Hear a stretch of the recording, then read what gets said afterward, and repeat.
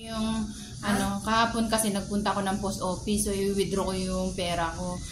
Yung pala, kailangan ng insyang. So sa mga taga-Taiwan guys, hindi pala basta-basta ma-withdraw ang pera yung pupunta ka lang doon. So kailangan pa insyang, so hindi ko na-withdraw kahapon, so ngayon ko siya withdrawin. Ito guys siya.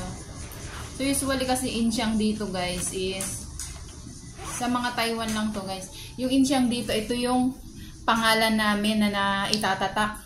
So hindi mo siya pwedeng hindi pala pwedeng i-withdraw ang pera na hindi tatakan, lalot na kung maraming pera, hindi basta-basta yung i-withdraw mo ng, di ba kasi sa atin, i-withdraw natin doon sa Pilipinas, over the counter. So dito hindi guys, maigpit. So kailangan muna ng insyang. So tatatakan ko guys, bangko ko. Tatatakan siya. Yan na katunayan na ni-withdraw ko yung pera. So ngayon hindi ko siya na-withdraw kahapon, kaya babalik ako ngayon kasi ngayong insyang ko hinanap ko pa. So sa mga dito guys, ito itago niyo, importante. Sa mga wala pang insyang, yung na may name, magpagawa na kayo guys.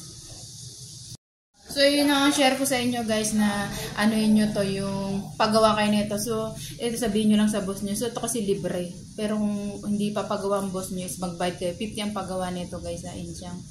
So yung tatak yan. Parang thumb. Yan, nakatunayan na ni-withdraw mo yung pera.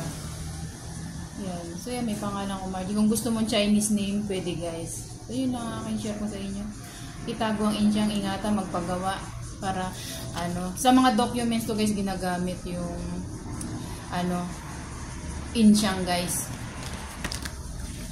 So yun lang. Thanks for watching.